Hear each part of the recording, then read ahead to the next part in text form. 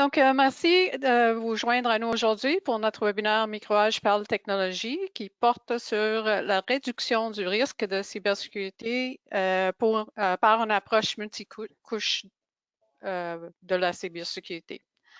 Il s'agit du premier d'une série de 3 webinaires consacrés aux différentes couches de cybersécurité et aujourd'hui, nous allons se concentrer sur les 2 premières couches, le personnel et le périmètre. Mon nom est Maria Fioré, je suis directeur des opérations ici à Montréal, à Micro-Age, à Montréal, on est à la barre. Je suis accompagnée par Sergio Lima, directeur succès à la clientèle chez Micro-Age. Bienvenue Sergio. Bonjour à tous. Donc, juste avant de débuter, quelques petites notes. Sergio, si tu peux changer le... Oui. Donc, tous les participants aujourd'hui sont en mode silence pour réduire le bruit de fond, comme vous l'avez probablement déjà constaté. Ayant fait plusieurs webinaires avec Sergio, je sais qu'il aime répondre aux questions. Donc, on vous encourage de poser vos questions tout au long du webinaire en utilisant l'onglet questions de l'outil. Le webinaire est enregistré et l'enregistrement vous sera envoyé un peu plus tard aujourd'hui. Vous pouvez le réécouter ou le partager avec des collègues qui pourraient en bénéficier. Du même coup, nous allons vous envoyer le lien vers le livre électronique qu'on met à votre disposition. Dernière petite chose, à la fin du webinaire, vous recevrez un court sondage de 3 questions pour recueillir vos commentaires sur le webinaire. Vos commentaires nous aideront à améliorer les prochains webinaires. Donc, on vous remercie à l'avance de répondre au petit sondage et on vous remercie à l'avance pour votre aide avec cela. Donc, avant de passer la parole à Sergio, je vais prendre un petit moment pour vous donner un bref aperçu de Micro-Age. Désolée, il me semble que ma bouche ne marche pas bien aujourd'hui. Micro-Age est un fournisseur de services technologiques avec 38 succursales à travers le pays. Nous fournissons des services et des solutions informatiques à nos clients depuis 1981. Notre approche est simple et repose sur un élément clé, la compréhension de votre entreprise. Nous voulons comprendre vos opérations, vos objectifs, vos défis et vos opportunités. Cela nous aide à recommander et à fournir les services et les solutions informatiques qui vous conviennent à vous et à votre organisation. Voilà en quelques mots notre raison d'être. Donc, avec cela, je vais passer la parole à Sergio. Excuse-moi. Merci, Maria. Donc, bonjour à tout le monde. On parle souvent, nous, chez Micro-Age, des couches de sécurité. Fait que, ça fait partie d'une série de webinaires qu'on va passer à travers. Aujourd'hui, on va parler de 2 de ces couches-là, le personnel et le périmètre, et que les mesures qu'on peut mettre en place pour sécuriser votre environnement ou vos personnels ou votre entreprise. Mais en même temps, on va regarder au niveau le contexte de cybersécurité, pourquoi qu'il faudrait savoir au niveau, on a mis un petit diapo par rapport à la gestion des actifs. Pourquoi c'est important de savoir exactement combien de dispositifs, combien de machines, combien d'actifs. Plusieurs mots de dire ça, mais pourquoi c'est important de savoir qu'est-ce que vous avez dans votre environnement? La raison est simple, c'est à cause de la sécurité. Mais avant ça, on va passer à travers quelques contextes au niveau de la sécurité. Fait la croissance de la surface de menace, la quantité des données collectées aujourd'hui sur les Canadiens est considérable. Ça fait juste augmenter de fur et à mesure que les nouvelles technologies s'imposent. Ça crée aussi une multitude d'opportunités pour les cybercriminels qui cherchent à voler des informations personnelles sensibles chez vous. En fait, le travail hybride et le travail depuis n'importe où on crée la plus grande surface de menace pour laquelle les cybercriminels peuvent vraiment accéder aux réseaux, aux appareils, aux organisations individuelles. Ils utilisent l'aspect que c'est quelqu'un qui travaille de la maison, que des fois, souvent, ces environnements à la maison ou à distance ne sont pas aussi protégés que votre entreprise ou que votre réseau interne. Fait que ça devient un vecteur d'attaque pour eux autres. Et la tendance continue vers la connexion des appareils qui interagissent avec le monde physique. Fait que c'est sûr que ça complète le déploiement des appareils au niveau d'Internet des objets, l'IoT. Et la surface des cybermenaces. Fait que, en fait, leur utilisation augmentera en mesure que le Canada adoptera pleinement la technologie cellulaire pour la 5e génération. C'est sûr que l'utilisation d'Internet ne va jamais diminuer, ça va juste continuer d'augmenter. On a vu que 64% des Canadiens ne prévoient pas débrancher plus souvent. Fait que c'est juste une tendance qui va continuer d'augmenter. Et on vit là-dessus, hein. On vit là-dessus, On fait tout. exactement. Fait que voici On a juste pourquoi. à regarder que la semaine passée, avec Ouais, pas d'électricité, c'était, c'est ça. ouais. C'est ça. Fait que, puis évidemment, le chiffre en haut du 89,9 continue aussi d'augmenter. Hein. Les organisations qui se sont. Ça, c'est les organisations qui ont déclaré qu'ils ont été victimes de cyberattaques, mais il y a sûrement des organisations qui ont subi une attaque puis ont peut-être potentiellement pas déclaré qu'il y a eu une brèche ou quoi que ce soit. En Fait que ça, 2021, en 2021, comme tu dis, là, c'était 85%. Donc, hmm. on a eu une petite Parfait, augmentation. c'est ça que je cherchais dans ma tête pour savoir si je connaissais le chiffre de 2021, mais c'est bon à savoir. Fait que Ouais. presque 5 d'augmentation. D'autres facteurs très importants pour nous, en tout cas comme fournisseur de services gérés, les attaques sur la chaîne d'approvisionnement ou les attaques sur des partenaires qui fournissent du support vers leurs clients. Donc, ce qui risque d'arriver aussi, c'est que si vous avez un fournisseur de services gérés qui n'est pas bien protégé eux-mêmes, mais les criminels ont la tendance d'essayer d'attaquer eux autres pour avoir accès à leurs outils, les informations de leurs clients et ensuite utiliser ça pour infiltrer puis vraiment passer à l'acte avec leurs clients.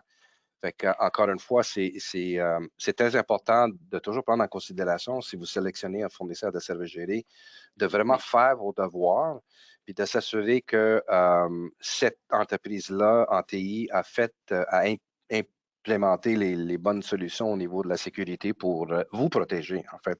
Parce que oui, ça se protège d'eux autres, mais il faut vous protéger aussi.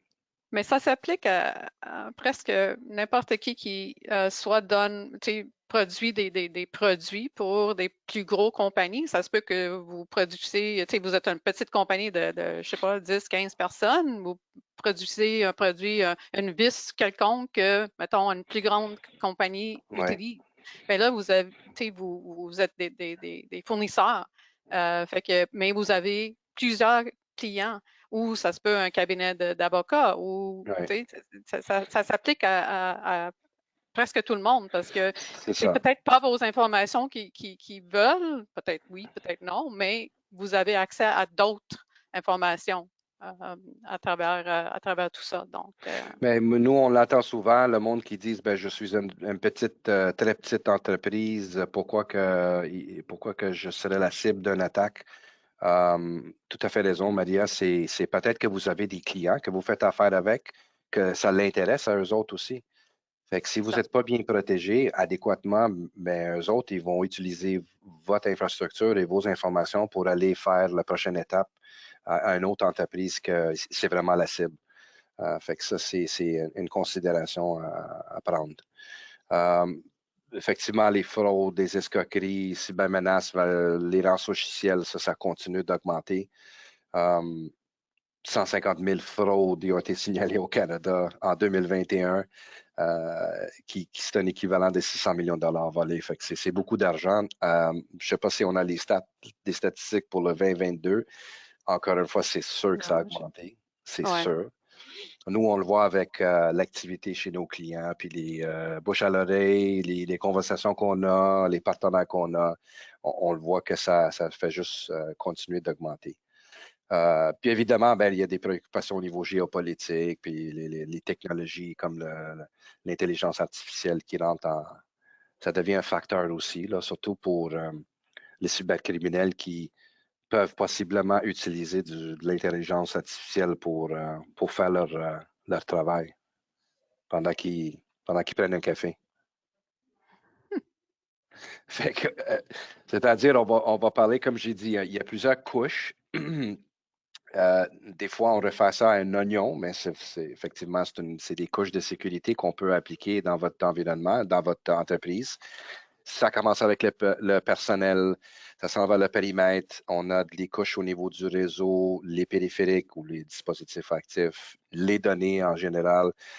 Et à la fin, qui est encore important, c'est côté entreprise quand on parle d'une gestion d'un incident de cybersécurité, les sinistres, un DR, hein, j'essaie de trouver le mot, désolé, là, le recouvrement de désastre ou la continuation d'affaires. Fait que ça, c'est vraiment différentes couches qu'on va parler. Mais pour aujourd'hui, on va parler vraiment du le personnel et le périmètre.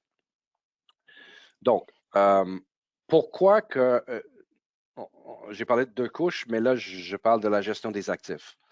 Parce que nous, quand on gère un environnement, si on se fait dire qu'il y a X nombre de machines, exemple 20 postes de travail, puis on est à l'aise à gérer les 20 postes de travail, on s'assure qu'il y a une certaine sécurité. Antivirus, nouvelle génération, EDR, anti-spam, protection générale avec le système d'exploitation, les correctifs qu'on va appliquer. Il y a beaucoup de choses qu'on met d'une façon proactive sur ces postes de travail-là dans le but de les protéger ou de les sécuriser le plus possible. Si on a une 21e poste de travail et on n'est pas au courant de ça, ça devient le trou que criminel peut possiblement utiliser pour rentrer dans votre environnement. Fait que c'est important. Nous, on pose la question souvent quand on fait les revues. On fait des scans régulièrement pour s'assurer qu'il n'y a pas de nouvelles machines. Mais de votre côté aussi, quand vous ajoutez des machines, c'est important de parler avec votre fournisseur, de leur dire que vous avez rajouté des postes et aussi d'avoir un environnement qui ne permet pas de se faire rajouter des postes juste comme ça sans qu'on sache parce que ça devient un trou de sécurité. Fait que voilà l'importance et pourquoi qu'on parle de la gestion des actifs. Ça reste que c'est une question par défaut, par toutes les cyberassurances que j'ai vues. Avez-vous un inventaire complet de votre environnement? Êtes-vous au courant de tous les dispositifs que vous avez dans votre environnement? Ça s'applique à tout, hein, Sergio, que ce soit Ouais, l'infrastructure, les serveurs, les c'est ça. pare-feux, tout Yeah. ce que vous avez. J'ai parlé de poste de travail, mais ça peut être tout ce qui est une adresse IP là, qui est connecté à votre environnement. Ça prend un inventaire de tout ça, incluant les petits dispositifs de IoT ou quoi que ce soit. Si on a une chaîne manufacturier, désolé, si on a une chaîne de manufacturier, si on a des petits dispositifs qui contrôlent des machineries, s'il y a une connexion Internet, c'est une connexion Wi-Fi ou par réseau, par un fil, ben, c'est important de savoir qu'est-ce qu'on peut mettre dessus pour la sécuriser le plus possible. Et même le serveur qui a été déconnecté il y a 5 ans parce qu'on n'avait plus un peu besoin, sauf qu'il est encore connecté quelque part.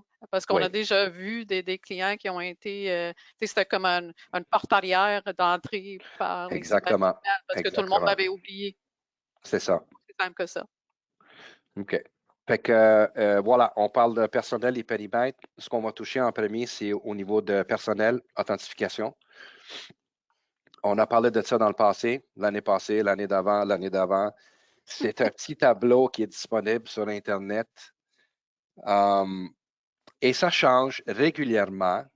Et ça vous donne un exemple de le nombre de caractères que vous avez possiblement au niveau des mots de passe. Fait que c'est quoi votre politique de mots de passe que vous avez en place? Généralement, ce qu'on voit, c'est du 8 caractères. Des fois, on voit en bas de 8 caractères, mais généralement, en ce moment, on voit du 8 caractères. Ce qui était bon il y a 2 ans, maintenant, ce n'est plus bon. Pourquoi? Parce que même si on a un mot de passe qui a 18 caractères avec les lettres minuscules, lettres majuscules, un chiffre et un caractère, même si on a cette combinaison de complexité avec 8 caractères, vous allez voir à droite complètement avec 8 caractères, ça va prendre les criminels 39 minutes pour avoir votre mot de passe. Fait que les standards ils ont changé au niveau du mot de passe. Le minimum recommandé avec beaucoup de fournisseurs, revendeurs, manufacturiers, c'est 12 caractères en ce moment. Encore une fois, ça risque de prendre 3000 années là, pour se faire hacker, mais je pense que c'est acceptable pour le moment. Pourquoi? Parce que les outils que les cybercriminels utilisent, c'est rendu tellement sophistiqué, tellement avancé qu'ils n'ont pas de misère avec des mots de passe de 8 caractères. Donc, c'est très important d'avoir un bon hygiène de mots de passe. J'en parle dans le prochain, je pense, au niveau des types de mots de passe. Fait, encore une fois, je ne me souviens pas du nom de ce tableau-là. Maria, peut-être, je sais qu'on l'a fait dans le passé. Oui, je me rappelle pas. Je ne sais pas Mais si je c'est quand on fait des recherches sur le temps que ça prend pour déchiffrer un mot de passe, ce tableau apparaît tout de suite. Puis ça change, ça se met à jour automatiquement par une entité réputable là, qui fait les recherches. Donc, au niveau du hygiène, la première chose, c'est vraiment, nous, on parle d'authentification, mais techniquement, c'est le personnel. Il faut donner une certaine vigilance, il faut les sensibiliser sur la façon de créer les mots de passe d'une façon robuste, de séparer les types de mots de passe qu'on utilise, séparer les adresses courriels aussi. N'utilisez pas des adresses courriels de votre bureau pour se loguer sur votre compte de Vidéotron Bell pour payer des factures. Utilisez une adresse courriel par peu importe qui, Gmail, Live, Microsoft, n'importe quoi, mais pas celui du bureau. Pourquoi? Parce que le moment on utilise un adresse courriel pour le tout, ben, ça devient beaucoup plus facile pour les cybercriminels d'essayer de rentrer partout, en fait. Puis je sais que les personnes qui Sergio, aiment... Oui.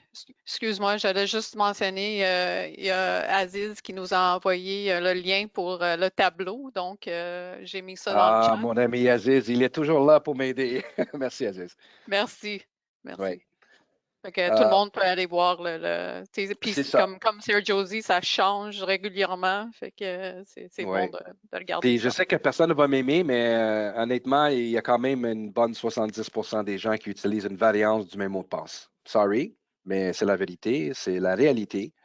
On utilise toujours des variances du même mot de passe partout. Fait que voilà pourquoi on doit au moins séparer les différents types d'adresses courriel, personnel versus professionnel.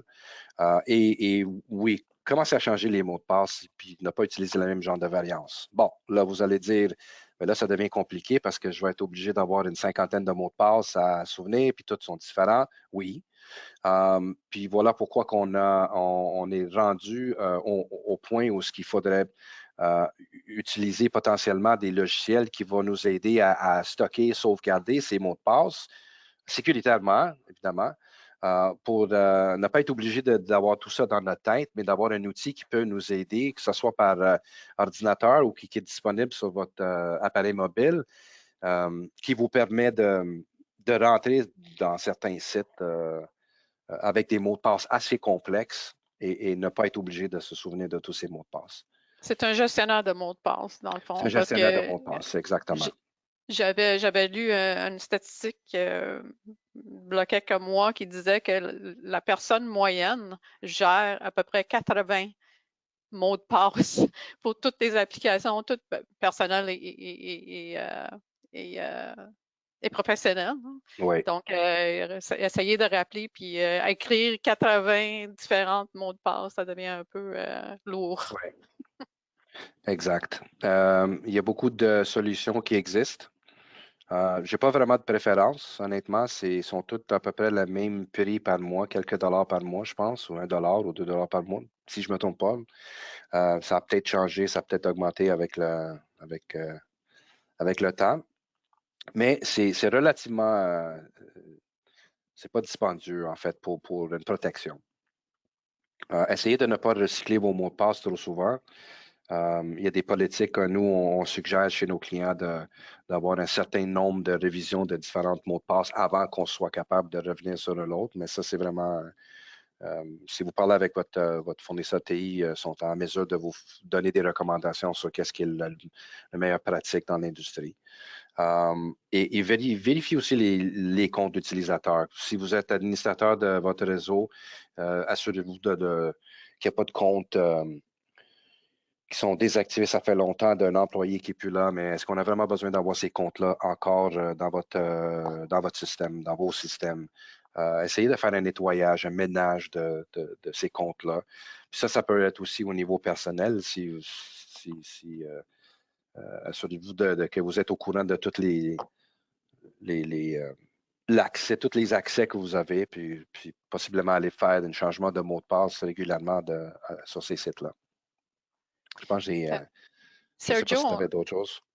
non, mais j'ai une question qui vient de rentrer de Laura. Elle demande, est-ce que les gestionnaires de mots de passe sont sécuritaires? Elle mentionne, on a vu des articles sur LastPass, par exemple. La réponse pour ça et pour n'importe quelle solution de sécurité, c'est qu'il n'existe pas une solution qui est à 100% sécuritaire. Par contre, je vous dis, si vous n'avez pas rajouté ces couches de sécurité, ça vous donne beaucoup plus le pourcentage que vous serez hacké est beaucoup plus augmenté si vous n'avez pas ces solutions-là. Donc, c'est sûr que je me fais poser la question au niveau, ouais, on fait du double authentification, mais j'ai entendu dire que même ça, on pourrait passer à travers par des... Oui, comme j'ai dit, il n'y a pas une solution qui est 100%, qui va vous protéger à 100%, mais vous êtes encore plus vulnérable si vous n'avez pas de double authentification ou d'outils qui vous aident à sauvegarder ces mots de passe. Fait que c'est sûr que Il y a les une évaluation fournisseurs, à faire, dans c'est le fond, ça, là, les c'est risques ça. versus les bénéfices, là, les avantages. Puis il y a beaucoup plus d'avantages que de risques si c'est géré comme il faut. Ouais. Puis étant dans le monde TI, j'en ai vu des fournisseurs qui se sont fait attaquer, puis c'est des fournisseurs de services de sécurité. Fait que oui, ça arrive. Hmm. Mais c'est Euh, mieux, c'est une petite pourcentage, très petite, versus une grosse pourcentage si vous ne mettez pas ces c'est solutions-là en ça. place. C'est ça. On a une question de Martin. Il demande combien de temps est-il acceptable de garder les vieux comptes au cas où nous aurions besoin de documents de ces anciens employés? Bonne question. Je sais que les gars techniques ils ont une réponse à 100% pour ça. Si je ne me trompe pas, nous, ce qu'on fait quand un employé quitte chez un de nos clients, on désactive le compte, on le laisse là pas plus que 30 jours. On fait une validation, une confirmation avec les clients pour s'assurer est-ce qu'on peut les effacer éventuellement. S'il y a des données, on fait souvent une copie ou transfert des données ailleurs. Quand on parle de données, là, les fichiers que cette personne-là avait accès, bien, on les copie ailleurs. Puis on donne accès à certaines personnes qui ont le droit de visualiser ces fichiers-là. Quand on parle des données au niveau Microsoft, si mettons on a un abonnement de Microsoft 365, c'est important de désactiver le compte de Microsoft 365. Puis si on veut continuer au niveau des courriels, mais il y a des façons qu'on peut faire une continuation de ce courriel-là, mais sans être obligé d'avoir un vrai compte de cet utilisateur toujours actif. Il y a des façons d'adapter pour ne pas laisser ce trou-là ouvert pour se faire hacker. OK. Bon, j'avais parlé au niveau de l'authentification multifacteur, le 2FA, le MFA, le AMF, tous les dérivatifs sont tous acceptables. Sergio, je peux-tu Oui, juste t'interrompre parce qu'on a eu oui, entre-temps une autre question de Pascal qui a par rapport à les mots de passe. oui. Elle demande, vous suggérez de changer les mots de passe à quelle fréquence? En fait, le nouvel standard que moi j'ai vu, il y a quand même du monde qui continue de faire le changement des mots de passe aux 90 jours, aux 190 jours. Nous, ce qu'on a vu, c'est que même sur le site de Microsoft, ce n'est plus une recommandation de faire un changement de mot de passe régulièrement. Ils disent d'utiliser au moins 12 caractères, puis d'utiliser la complexité le plus possible avec les minuscules, majuscules, chiffres et tout. Ils disent aussi d'utiliser 5 mots collés, mais pas des mots simples, mais tournez la page 236 d'un livre que vous avez vu, puis prenez les 5 premiers mots que vous trouvez, les mettre ensemble, mettre un petit peu de complexité. C'est aussi simple que ça. Et on n'est plus obligé de faire un genre de reset de mot de passe régulièrement. Moi, je le suggère de temps en temps. Parce que je suis un peu paranoïaque, mais moi, je le suggérais, mais on n'est plus rendu au point où ce qu'on faisait, on disait aux clients, OK, il faut les changer aux 30 jours, il faut les changer aux 90 jours. Ça vient de disparaître, ça, le fait de forcer tout le monde à faire des changements de mot de passe. C'est à votre discrétion, en fait, là, si vous voulez continuer de faire le changement de mot de passe. Je pense que ce qu'on veut, c'est que ça crée toujours. Le problème avec tous ces mots de passe et la complexité, c'est que ça rajoute une autre complexité. À chaque 90 jours, bien, il faudrait que je trouve un autre genre de mot de passe fois 80, comme tu as dit, Maria.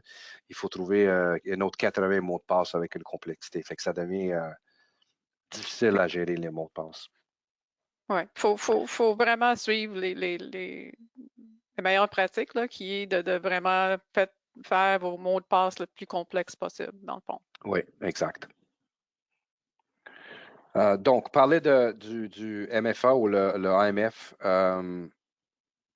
vous avez possiblement accès à votre environnement via un VPN qui vous sécurise une connexion avec votre pare-feu du réseau, puis vous donne accès à vos données dans votre environnement. À un moment donné, c'était acceptable d'avoir ce genre de sécurité. Maintenant, ce n'est plus acceptable parce que si vos informations personnelles, adresse courriel, mots de passe sont disponibles sur le dark web, s'ils ont été déchiffrés, s'ils ont été trouvés par des cybercriminels, ils vont utiliser ça pour loguer dans votre environnement. Puis il n'y a aucune validation qui se fait pour s'assurer que c'est bel et bien vous ou un cybercriminel qui se logue dans votre environnement. Voilà pourquoi il y a une importance au niveau d'une authentification multifacteur, parce que comme les banques ont fait une espèce de code qui est envoyé à votre cellulaire ou une espèce de logiciel qui vous donne un genre de pop-up qui demande est-ce que c'est bel et bien vous qui êtes en train de loguer dans votre environnement, oui ou non, accepter ou refuser. On est rendu au point où il faudrait absolument avoir ce genre de double authentification ou double validation pour s'assurer que c'est bel et bien la personne légitime et c'est la personne qui a le droit de loguer. Là, c'est pas aussi simple de dire qu'on va juste cliquer sur une switch puis l'AMF va être activé. Il faut prendre en considération différents facteurs, différents systèmes, applications que vous utilisez. Le fait que vous vous loguez dans votre VPN avec un système d'authentification multifacteur ne vous protège pas à 100% parce que peut-être que vous avez du monde qui travaille à distance, qui utilise simplement du Microsoft 365 et ils n'ont pas besoin de faire du VPN. Mais là, c'est une connexion qui peut être possiblement infiltrée, hackée. C'est que les hackers peuvent utiliser pour exploiter le mot que je cherchais. Ils peuvent exploiter. Fait qu'encore une fois, il faut appliquer du multifacteur sur différents systèmes. Si on se connecte au réseau VPN, la suite de Microsoft, ben, ça prendrait une espèce de multifacteur dessus. Si vous avez d'autres applications que vous utilisez, si c'est des applications sur le web, des applications SaaS, faites une validation au niveau, est-ce que c'est possible d'activer du MFA ou AMF sur ces systèmes-là pour faire cette deuxième validation des utilisateurs. Fait qu'il faut vraiment prendre en considération tous les systèmes qu'on utilise et de trouver une solution qui est capable de vous protéger partout, en fait. Là. Puis ça se peut que vous rencontrez certaines applications qui ne le permettent pas, mais il y a une décision à faire. Il y a des recherches à faire, il y a une décision à faire si vous voulez absolument protéger cette service-là.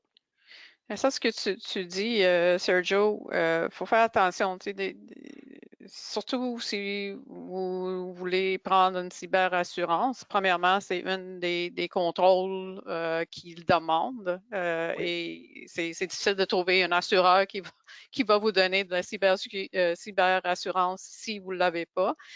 Mais c'est ça, il faut, tu sais, la multifactorielle, c'est pas juste sur une chose dans l'organisation. Fait que quand vous remplissez les feuilles que les cyberassureurs vous donnent, si vous dites oui, il faut être précise. Là. Vous avez ça sur quelle de vos applications, comment, Oui. c'est important parce que s'il arrive quelque chose, ben ça se peut qu'ils ne payeront pas parce que vous avez dit que vous avez le AMF partout, mais c'est pas ça la réalité. Fait qu'il faut faire Oui. attention à ça. Là. J'ai parlé au niveau des dispositifs, il faut être au courant de l'inventaire au complet, mais les assurances veulent savoir l'inventaire au niveau des systèmes que vous accédez, à l'interne et à l'externe. Fait que, pourquoi? Parce qu'ils veulent savoir si vous avez mis des mesures de sécurité en place pour vous protéger à tous ces endroits-là. Parce que c'est tous des points d'accès. Mm. Bon, ben, je pense que j'ai peut-être parlé un petit peu des avantages, j'ai sauté de page, mais ça aide à empêcher les employés de devenir un risque, évidemment. Ça rajoute le couche secondaire qui va valider que c'est bel et bien la bonne personne qui se connecte au service, aux fichiers, aux données. Puis effectivement, ça protège contre le vol des données, puis le fait que peut-être vos informations sont à vendre ailleurs, puis il y a un autre cybercriminel qui va acheter cette liste et commencer à exploiter votre environnement. Et aussi, ça aide au niveau des normes de conformité, mais ça aide au niveau des assurances aussi.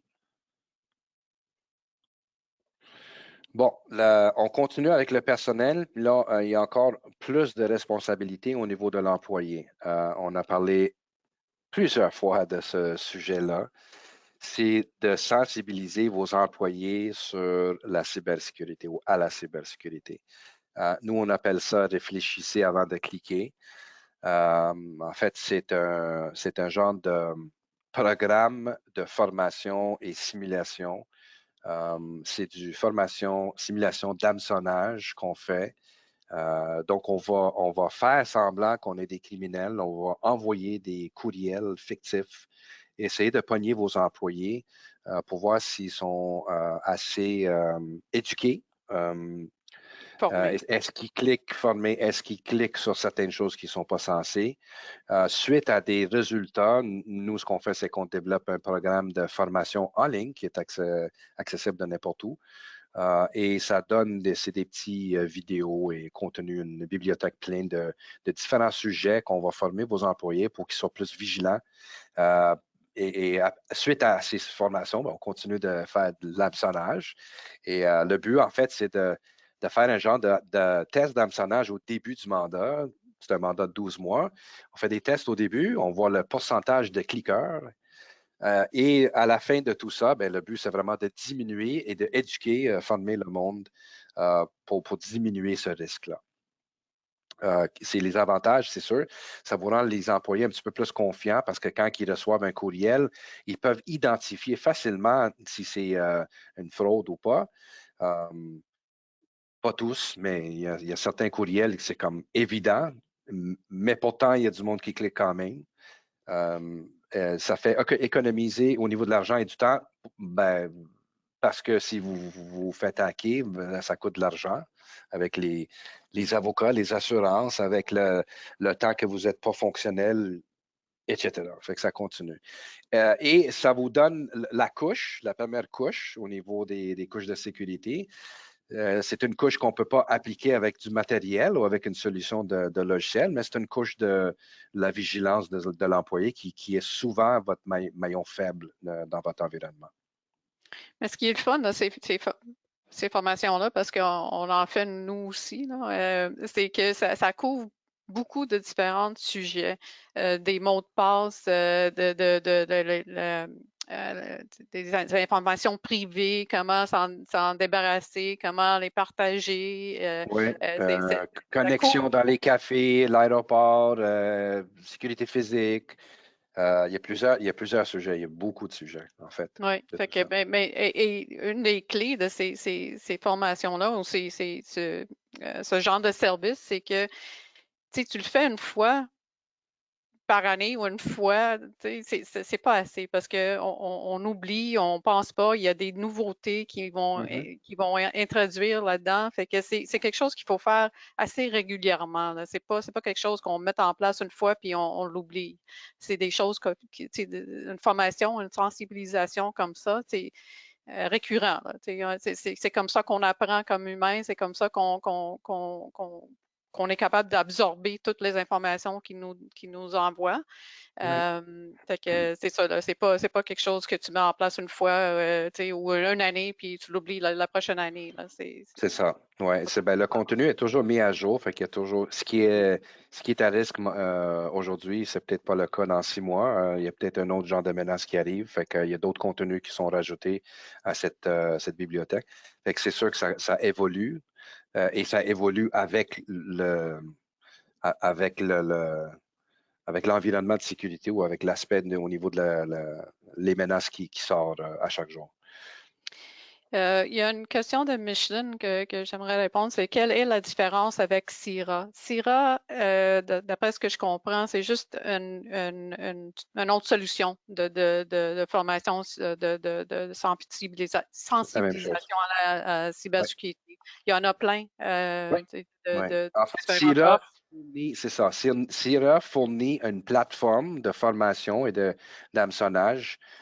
Ça, c'est la définition. Sira est un produit la définition, c'est une formation et simulation d'hameçonnage, comme plusieurs d'autres produits qui sont disponibles sur le marché. Ouais. Oui. Encore une fois, il faut faire des devoirs. Euh, on est au Québec, fait qu'il faut s'assurer que le contenu qui est disponible à publier pour vos employés, ça inclut au niveau des gabarits de courriel d'hameçonnage et la formation soit bilingue, français principalement, mais anglais aussi.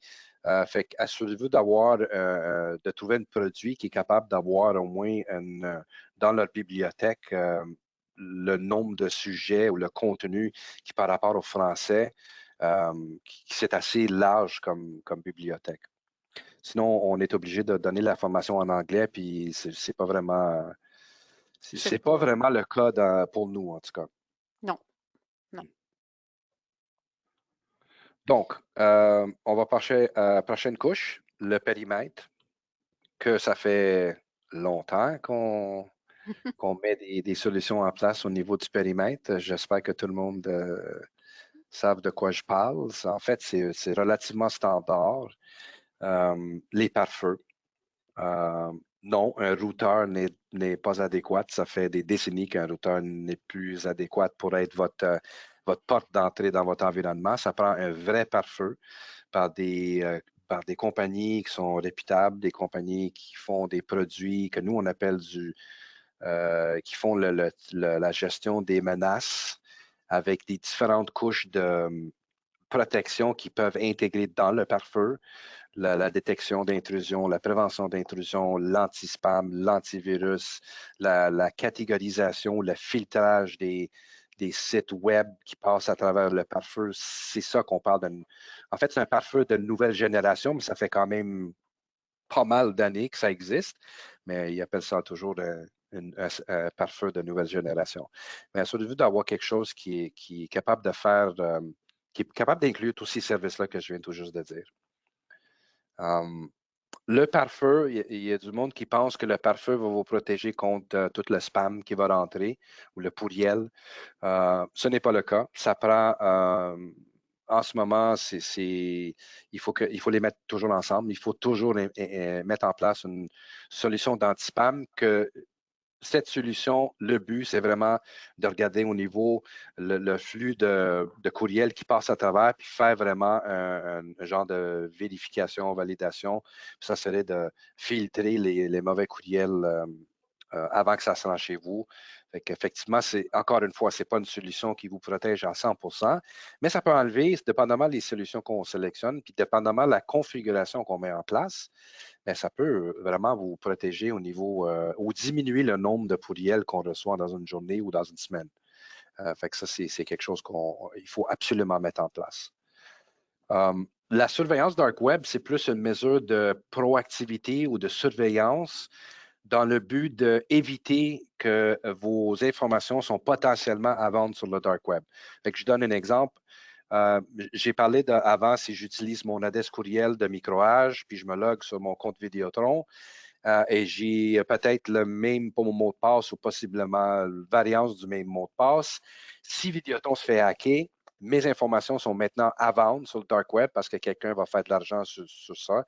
C'est peut-être la personne qui a hacké à Vidéotron qui va hacker chez nous. C'est peut-être cette personne-là qui va le vendre à quelqu'un d'autre qui va utiliser mes informations pour me loguer chez nous, au bureau. Fait que le dark web, ce que ça fait, c'est que ça fait une surveillance du dark web où ce que les criminels fait je ne vais pas dire magasiner, mais Leur c'est le dark. affaire, leur Ouais, c'est le dark business. web où ce que le monde criminel magasine pour des choses. Et vont acheter une liste d'informations ou d'adresses courriel et mots de passe et ensuite essayer de rentrer dans des sites. Fait que avec ce rapport et les alertes qu'on reçoit, mais on est capable de voir possiblement avant que votre liste ou votre information est vendue, on sait que, oh, OK, il y a tel site web qui s'est fait compromis dans les 30 derniers jours. Mon nom apparaît ici, fait qu'il faudrait que je commence à être un petit peu proactif, mais je vais changer mes mots de passe. Fait que c'est pas vraiment quelque chose pour vous protéger dans votre environnement, mais c'est quelque chose que vous utilisez d'une façon proactive pour, pour éviter que quelqu'un utilise vos informations.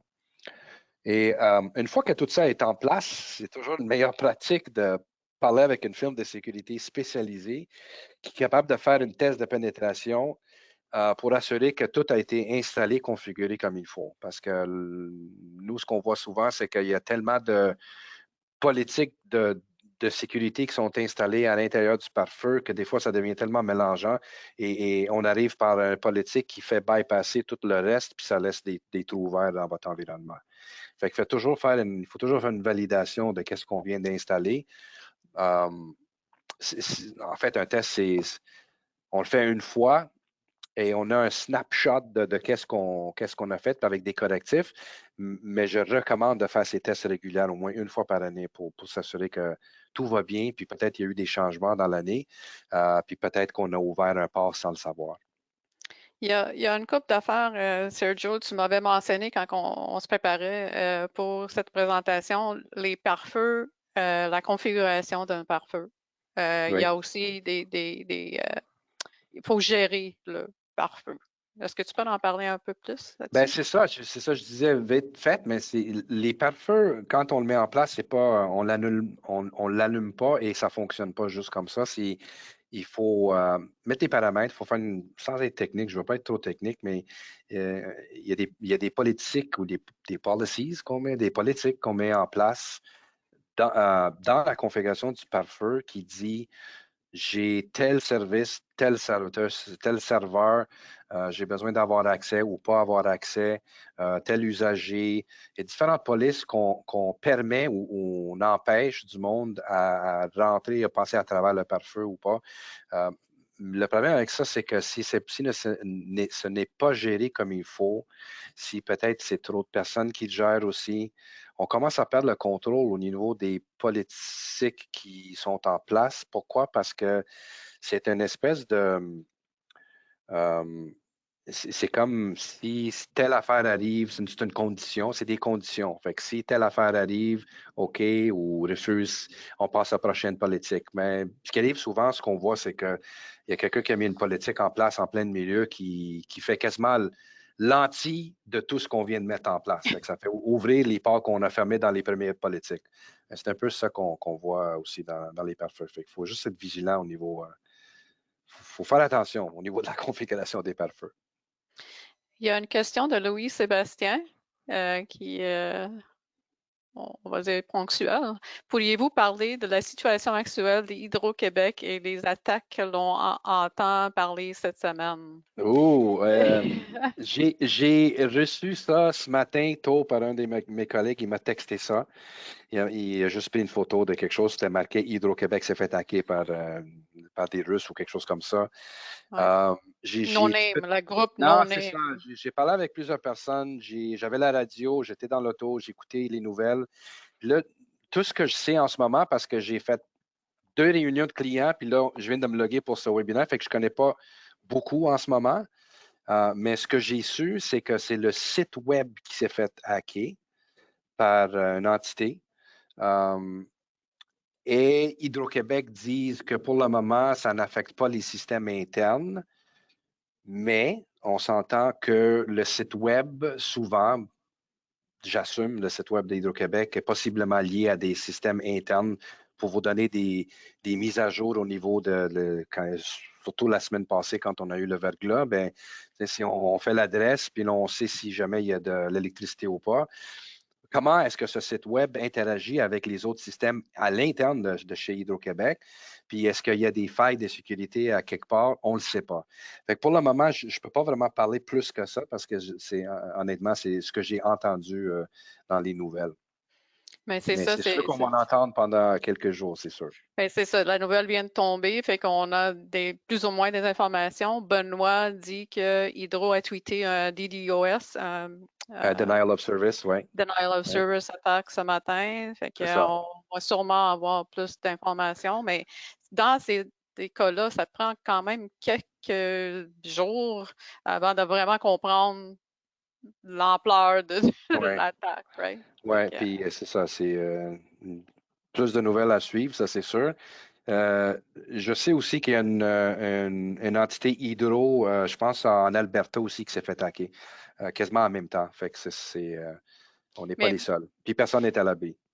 Mais c'est drôle parce que, tu sais, avec le verglas et tout ça, dimanche, je reçois un message texte d'Hydro me disant qu'ils vont me payer pour mes pertes pendant ce verglas-là. Moi, j'en avais pas j'ai pas perdu d'électricité. J'ai été Quelle chanceuse. opportunité en ce Mais moment oui, c'est pour ça. les Fait que faites cybercriminels. attention, cliquez pas sur Incroyable. des liens, allez directement, si vous voulez, là, allez Oui, directement sur le site web de Hydro, mais cliquez rien, là.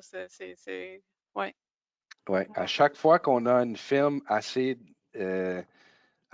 gros qui a subi quel genre d'attaque, ben, on a toujours les criminels qui prennent avantage le plus possible. Ouais, puis ils vont l'empoigner, hein, tu sais, tu reçois un texte, tu dis ah, Hydro va me payer, ben C'est tu sais, ça. tu cliques, tu sais, mais faites pas ça. Non, Puis Benoît dit Cloudflare protège gratuitement contre les denial of service, les DDoS quand même, mais comme on disait, Sergio, il y a rien de garanti dans tout ça là. Fait non, que, c'est ça. C'est-tu avec Cloudflare qui sont eux autres? J'imagine que oui. Le Hydro, on ne sait pas. je sais pas, mais ça a l'air que Ouais, Benoît, c'est ça qu'il dit, donc. OK. Ouais, c'est ça.